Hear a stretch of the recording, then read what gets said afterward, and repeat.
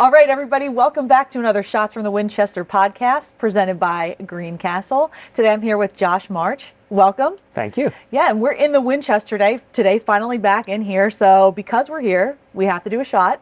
So what are we doing a shot of? Tattered Flag Irish Whiskey. Oh, Tattered Flag will be at our Vet Fest in September along with Josh. We'll hear more about that later. But for now, let's down the hatch with this, right? Yeah. Cheers. Cheers.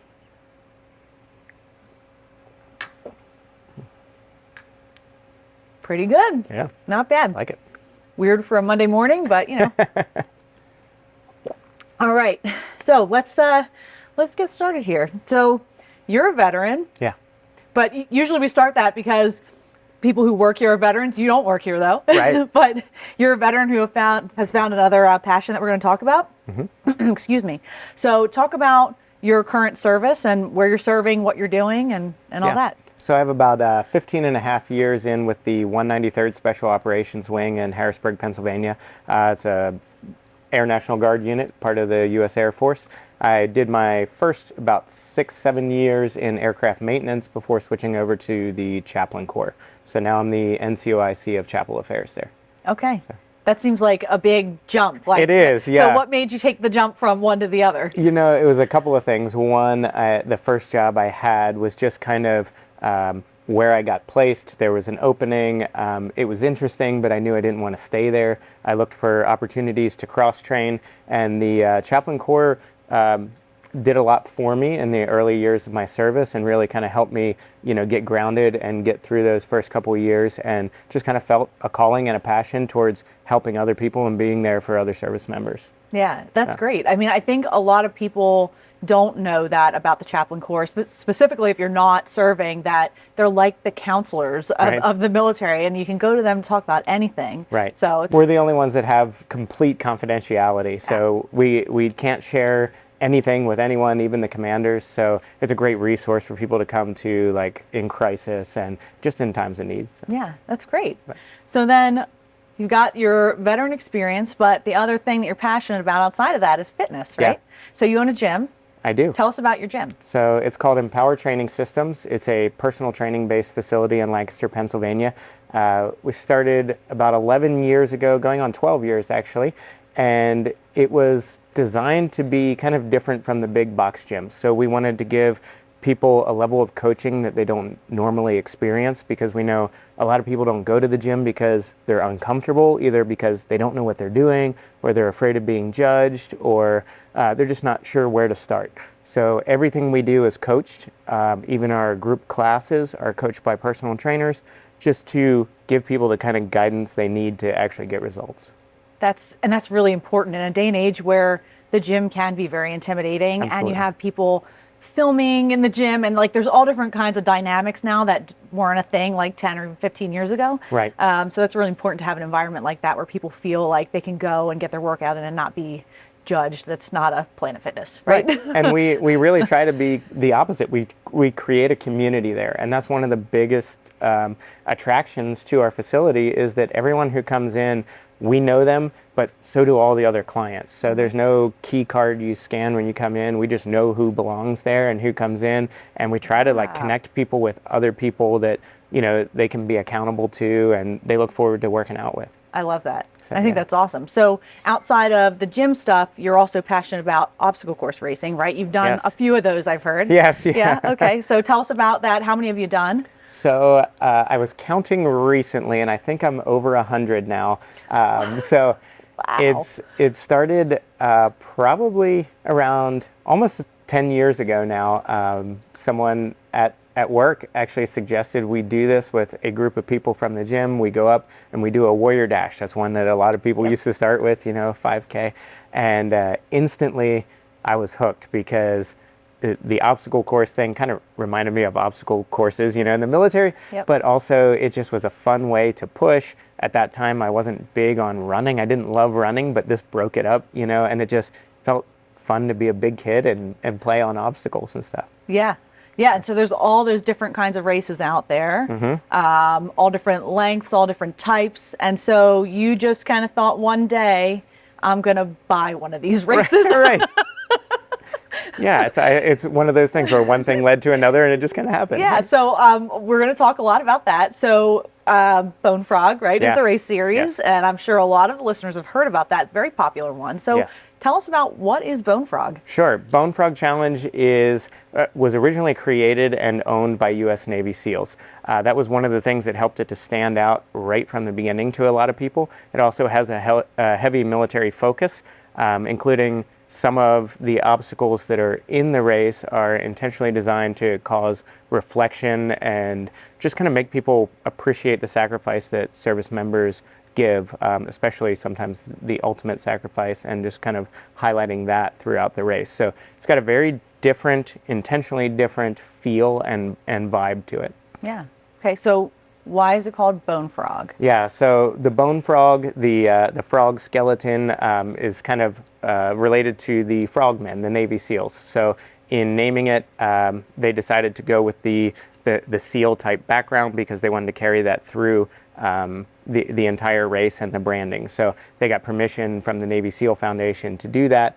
And then when we purchased, that was one of the discussions we had. We said, is it okay for us to continue to use this? Because I'm not a Navy SEAL, and I mean, you got Navy SEAls and Air Force Chaplain Corps about as far opposite ends on the military spectrum as you can.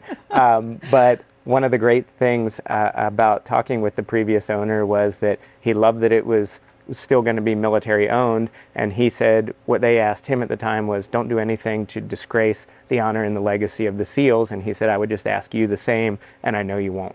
So we wanted to keep that and honor that heritage and where it started and where it came from, and continue with that brand name. Wow, that's pretty cool. Yeah. So you feel kind of like a sense of pride of that, though, that you have to uphold that, right? Yes, absolutely. So what makes Bone Frog different from a Warrior Dash, a Spartan Race, or any of the other ones out there? Sure. So there's the military component to it and that feel, but then there's also every race has its own kind of unique obstacles and flair and things like that. So some of the obstacles are pretty cool and unique. We have one called Chopper that looks like chopper blades that you go across on an overhead type of rig obstacle. But it's also the, excuse me, for a lot of people, it's a more challenging one. Sometimes it's a little more daunting for people, but it's intentionally not made to be easy. So some courses, are designed to be that entry-level course, and with ours, it is designed to challenge people. It's certainly a challenge that anyone can overcome, but it's going to cause them to actually have to push themselves to get there. Did you do a Bone Frog before you decided to purchase? Yeah, I've done almost every type of major brand that's out there, and I've done several Bone Frogs, and it was actually always one of my favorites because they always had something different from some of the other guys, and it just felt different every time you were there. You could just tell there was something special about it. Oh, cool. So then you decided, okay, I love this, and now I'm going to purchase it when I have the opportunity. Okay, right. So why Bone Frog? Why now or recently did you just make that decision? So Bone Frog was at a point where they were transitioning. They were debating on whether they were going to continue on or not. Myself and Rob Liss, who's my partner in Bone Frog, we were already hosting a race. I had hosted one for the past 4 years in Lancaster that was a single race there. And he had recently come on board to try to help me grow that race and said, I see some potential here. You guys are doing something different and you're doing it well, and I want to be a part of that. And when I saw the challenges that Bone Frog was having and the opportunity that presented itself, I said, hey, I've got a better idea. Instead of just continuing to grow our brand, let's take an existing veteran brand and existing race that people know, and let's bring it back to life and inject some new fun life and creativity into it. So the timing happened to work out to where they were looking to get out of it and make a change, and the timing was right for us because we were looking to invest more. So we said, here's a great opportunity to keep it alive, because unfortunately, after COVID, like many businesses, several of the brands have died off, and we didn't want to see another one go, but we especially didn't want to see this one go. So. Right, that makes sense. So then that sounds great, but what has been the most challenging or difficult part of this whole process? Yeah, there's a couple of challenging pieces. One, going from a single local race to a internationally recognized brand. things got real overnight. It got big overnight, and suddenly realizing, I remember when we officially made the announcement that we were taking over, it dawned on me that now hundreds of thousands of people on social media were now following everything that I said. And I went, that's different, and that's a lot more people that you have to please or answer to and things like that. So that was certainly scary, but it's been fantastic. The response has been amazing. But the other part was just kind of learning about venues outside of town, because now, having one venue in Lancaster, we rented a stadium, and so we're a little bit familiar with contracts like that and all the permits and things like that. But to go out of town and work with governments you're not familiar with, and transporting equipment, and you're talking tractor trailer loads of stuff, and even just arranging all of that, all the logistics there's a lot of work behind the scenes that people don't see. Yeah, and that makes sense, because when you think about like the logistics arm of the military, they work really hard. Right. Like that's like some kind of wizardry I'm not sure of, right? Right. It just, things are there then, right? So so you're going to have firsthand experience of how to figure some of that out. Right. Okay, so is there anything that you want to improve from the existing? Now, I know you said it was great, you had a great experience, but obviously, as a veteran, you know that everything can be improved upon, right? Sure, right. So what are the things you want to improve? So there's a few things.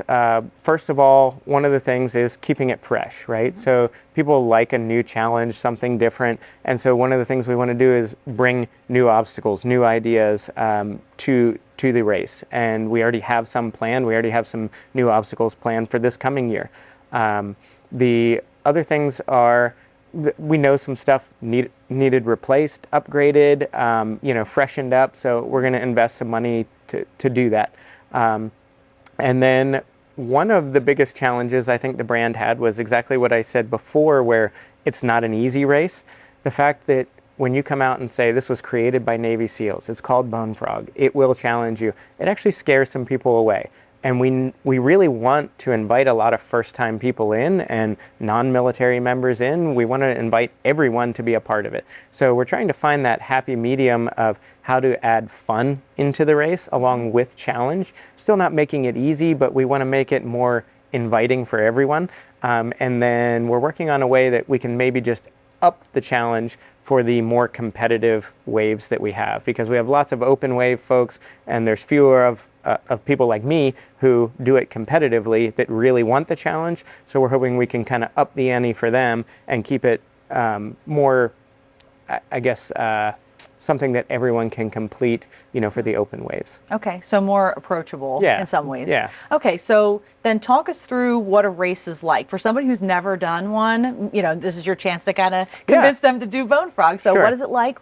Distance, give us some examples of obstacles that there are. Right. So for this year, because we only have the one event and the one venue, it's going to be a 5K distance. Next year, as we expand into more venues and more events, we're hoping to bring back the 10K along with the 5K distance. So participants then would have an option of which one they do. For the 5K this year, it's going to be between 20 and 30 obstacles. So you don't run very far typically. Right out of the gate, there's a little bit of a run, about a half mile or so, to spread people out. And then you go obstacle, run, and it's kind of broken up. So even if people don't love running, they don't have to run that long. They're welcome to walk if they want to. One of the big fears too is, what if I can't do it? In the open waves, you give it your best try and you go around it. You know what you're capable of. You know what's safe for you. You give it your best effort. If you need to go around it this time, great. Next time, maybe you'll be able to get it. You can train for it. In our competitive waves, we do require 100% completion. Again, if someone tries and tries and tries and can't get it, they have the option to give up their wristband, which is basically removing themselves from competition. So they can continue on with the race, they still get to finish, they get a finisher's medal, but they're out of placement and the ability to win awards. So during the race itself, most of the people that come are open wave people, and more than half of them are first timers. So a lot of times people are like, well, I've never done this before. Most people haven't. So we want those types of folks to come, just experience it, get yourself out of your comfort zone, push yourself a little. One of the coolest things is afterwards, you always see people with this sense of accomplishment, right? And that's why pictures are all over social media and stuff, because they want to show off what they did, because their friends aren't going to believe it. So it's just really cool to watch people kind of help each other on the course, literally overcoming obstacles, like pushing people up over a wall, helping each other out, cheering each other on. And the obstacle course racing community is just amazing. It's so supportive, competitive, non-competitive. Everybody kind of cheers each other on and like pulls for one another. And then one of the coolest things, I think, one of the things that drew me in was the festival area afterwards. So there's always a party afterwards. And there's music, there's beer, there's food, there's all kinds of stuff afterwards that we want people to stick around for. And that's one of the things we're trying to improve upon. Because again, through COVID and the pandemic, a lot of that got shut down and hasn't come back in the way it was. So we've kind of turned it upside down and said, we're going to throw a major party we have a full-on fitness festival that day, but we've got a mechanical bull, we've got yard games, wow. We've got stuff for the kids, there's a kids race, there's a senior event, there's, all kinds of things all day long. So we're trying to bring that festival back, but bigger and better than ever. Okay. So. Wow, that sounds fun, actually. Yeah. So I guess real quick on that, if you don't participate in the race, can you come to the festival? Absolutely. Okay. Yeah, so we encourage people to do that too. Come spectate, come to the festival, do whatever part of it that you want to do. Okay. So then for the obstacles, are we talking like cargo nets, like monkey bars, kind of like, is there any mud? Yes, so the mud depends on the venue.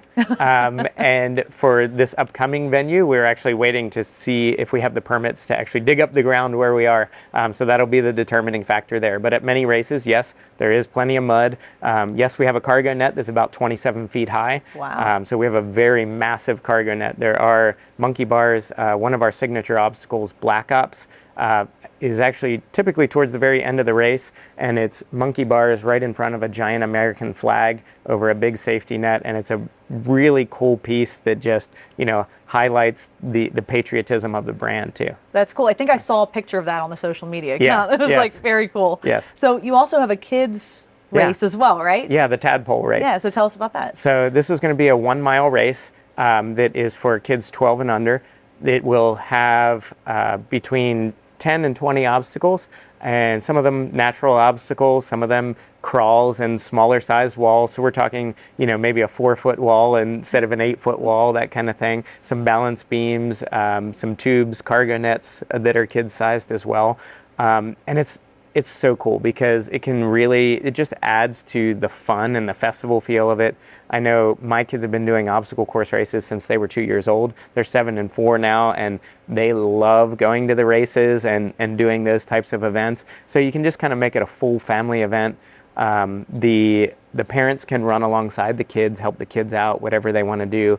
Our kids' waves aren't competitive. It's just not something that I believe in at that age group to force them to be competitive. We just want them to come out and have fun. Yep.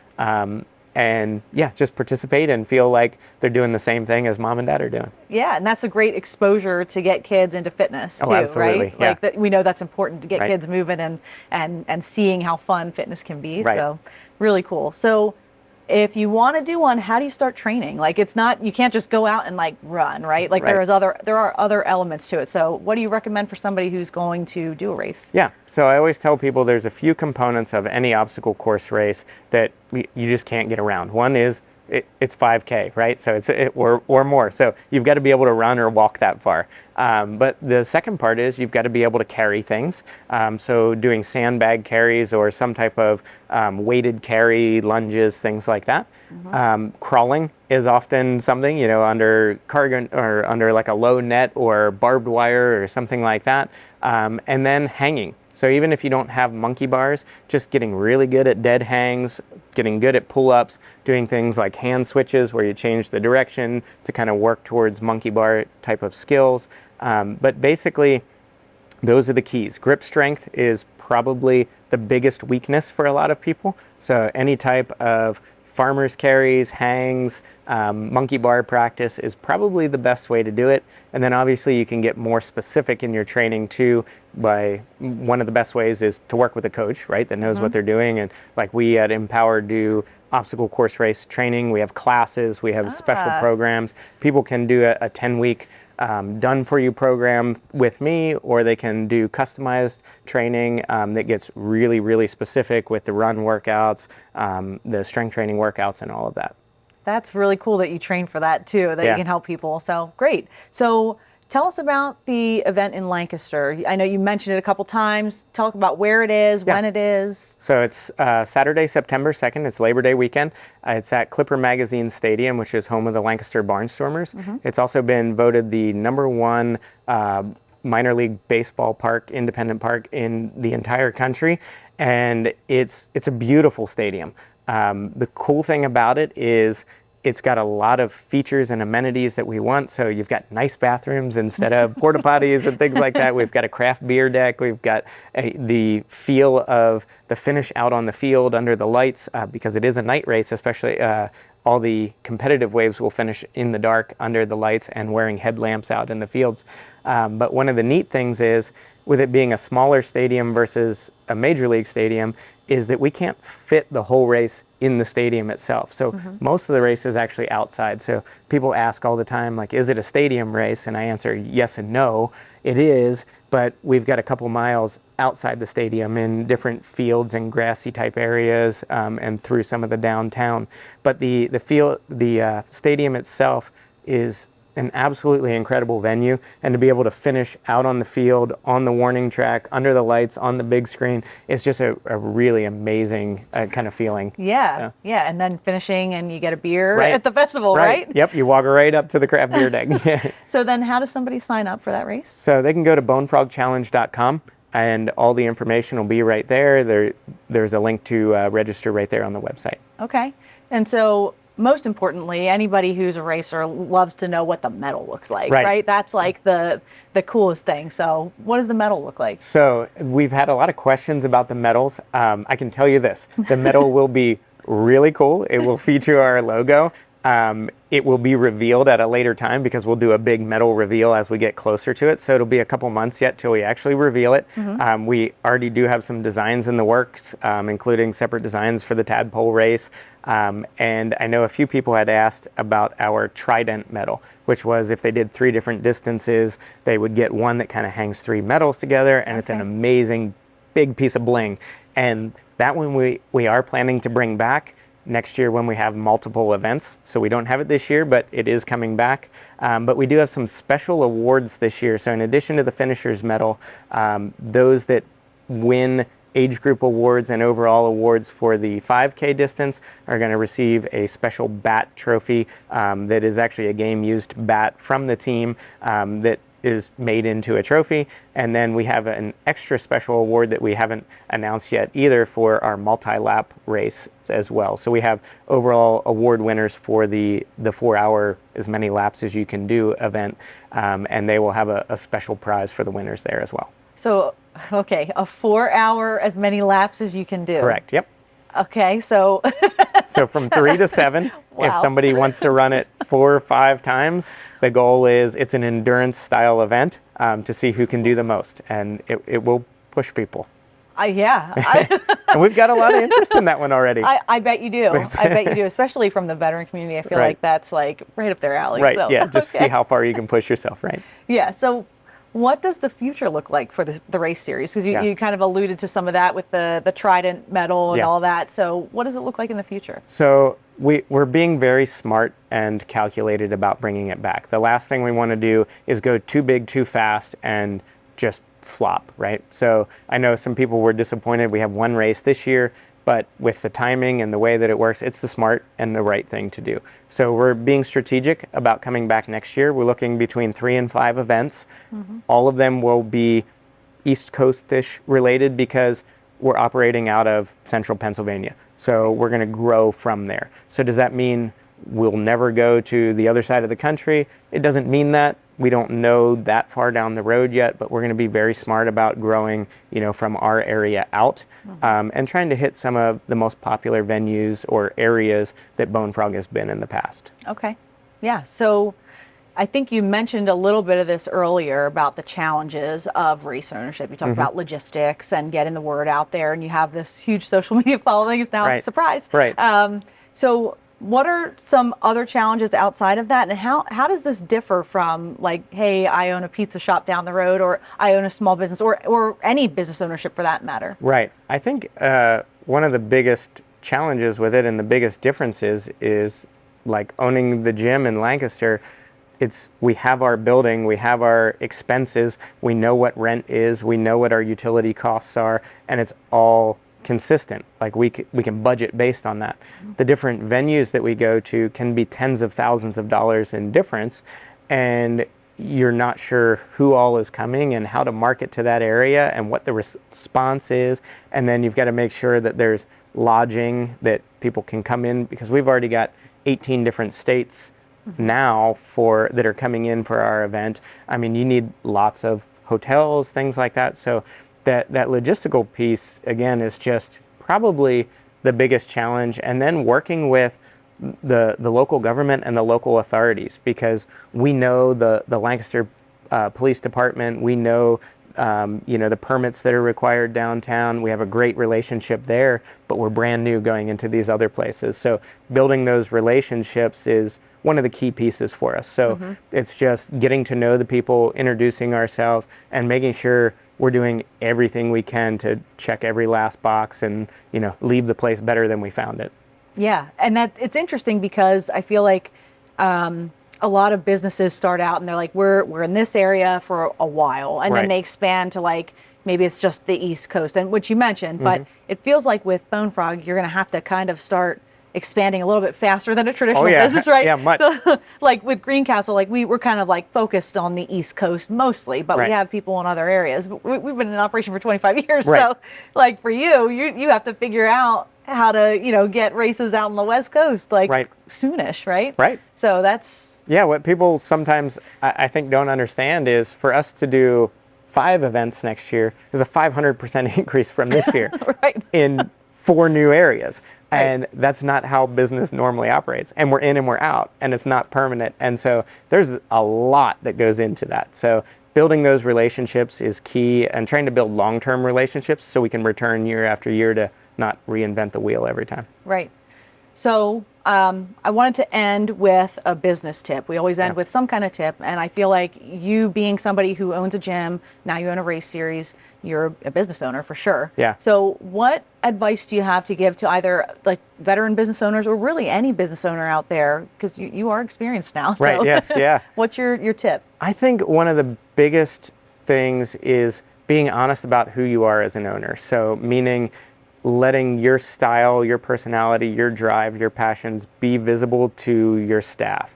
So I know I can cause stress for people because I'm very much like, let's do this, let's do that. Like I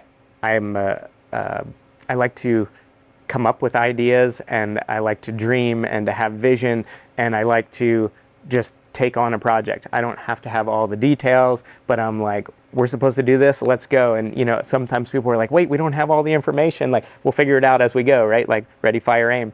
So my staff knowing that can deal with it better than not being, if I wasn't open and honest about that, it'd be harder for them to adapt, but they know what to expect with me. So they know that's how it goes. And on top of that, I try to hire people that can balance that out. So we just brought someone on full time that is very organized, very scheduled, very detail oriented, because I know that's not my strong suit. So it's that whole idea of, surround yourself with people that are better and smarter than you, right? And I think as an owner, that's the best thing you can do, is putting your pride aside to understand that you can win by doing that. So being honest about who you are, what your skills are, because I do have skills in going after the things, but I realize that I need somebody with different skills to help, fill in the gaps for me. Yeah, that's great advice. I totally agree with that. So thank you so much for being here today. Thank you for being a guest.